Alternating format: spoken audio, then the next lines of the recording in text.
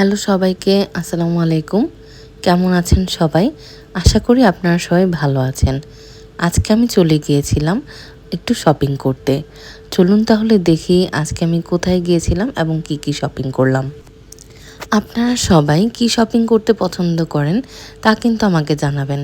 আমার কিন্তু ঘরের এই সুতি কাপড় বা লোনের থ্রি পিসগুলো খুবই পছন্দ, বা যেগুলো খুব সিম্পল জামা সেগুলো আমার পরতে খুবই ভালো লাগে। আমি কিছু জামা দেখছিলাম, এখানে কিন্তু অনেক প্রাইজের জামা ছিল, যেমন এখানে 400-500 থেকে শুরু জামা ছিল এবং 2200-2300 টাকারও জামা ছিল। কিন্তু আমার কাছে সবসময় সুতি বা একটু কমফোর্টেবল জামা আমার বেশি পছন্দ।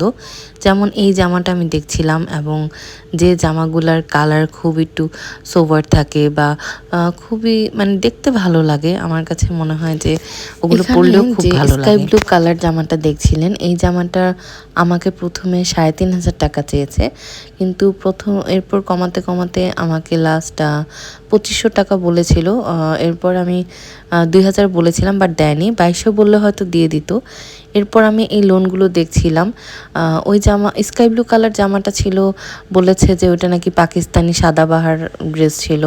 তো আমার কাছে ভালো লেগেছে এবং কাপড়ও ভালো ছিল। এবং এগুলো কিন্তু লোন থ্রি পিস, এগুলো আপনার লোন থ্রি পিস ছিল। এগুলো আপনার 1500 করে বলে, কিন্তু আপনারা 1000 করে পেয়ে যাবেন। এরপর আমি এই জামাটা দেখছিলাম, এই জামাটা একটা পিসই ছিল। আমার কাছে প্রথমে অনেক ভালো লেগেছে, কিন্তু পরে কেন জানি নিলাম না, আসলে জানি না, কিন্তু মনে হয়েছে পরলে হয়তো ভালোই লাগতো। ব্লকের থ্রি পিস কার কার ভালো লাগে আমাকে অবশ্যই জানাবেন। আমার কিন্তু এরকম জামা খুবই পছন্দ, তাই আমি ঘুরে ঘুরে দেখছিলাম যে এই জামাগুলো নিতে পারি নাকি, এবং এগুলোর প্রাইস কিন্তু খুবই কম ছিল।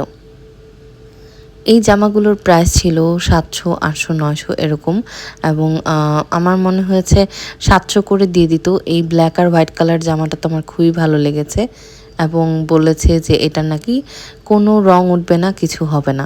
এবং এখানে হাতার কাপড় আলাদা ছিল। আমি অনেক সময় ব্লকের ড্রেস কিনেছি, কিন্তু দেখেছি যে যারা একটু হেলদি আছে তারা কিন্তু আপনার ব্লকের ড্রেসগুলোতে অনেক সময় মানে হাতার কাপড়টা না থাকলে অনেক সময় ব্লকের ড্রেসগুলো মানে হয় না, বানাতে গেলে দেখা যায় যে কাপড় কম পড়ে। তো এখানে ড্রেসগুলো আমার খুবই ভালো লেগেছে। এরপর আমি আরেকটা দোকানে দেখছিলাম, এগুলো ছিল টু পিস, এগুলো ছিল জয়পুরি কাপড়, আমার দেখে ভালো লেগেছে, এবং এগুলো ছিল টু পিস মানে জামার কাপড় আর পায়জামার কাপড়। কিন্তু আমার কাছে মনে হয়েছে যে 600 টাকায় এই টু পিস পাওয়াটা আসলে কারণ আমি খুবই রিজনেবল ছিল। 800 টাকায় কিনেছি, এবং উনি বলছিল যে ওনার দোকান খালি করে ফেলবে, তাই উনি 600 টাকায় সেল করে দিচ্ছে। এবং এগুলো কিন্তু যথেষ্ট কাপড় ছিল। আপনারা মানে যারা যদি এরকম মানে স্কিনি টাইপের পার্সন যারা আছেন, তারা কিন্তু এমনও হতে পারে যে একটা জামার কাপড় দিয়ে আপনার দুটা জামা বানাতে পারবেন, বা আরেকটা হয়তো শর্ট ফতুয়া বানাতে পারবেন। এরপর আমি এই মাস্টার্ড কালার জামাটা দেখছিলাম, এই জামাটার প্রাইস বলেছে যে 1100 টাকা, আর একটু হয়তো কমাতো। আসলে আমি দামাদামি করিনি, কারণ জামাটা আমি নিইনি। আমার কাছে প্রথমে ভালো লেগেছিল, কিন্তু পরে মনে হয়েছে কাপড়টা একটু পাতলা লাগছিল। কিন্তু এখান থেকে আমি আরও কিছু জামা দেখছিলাম, তো সব মিলে আমার ভালোই লেগেছে। তো এটার দামও আমার কাছে 600 টাকা বলেছে। তো এই প্লেসটা আমি বলে দিচ্ছি, এটা হলো খিলগাঁও তিলপাপাড়া মার্কেট।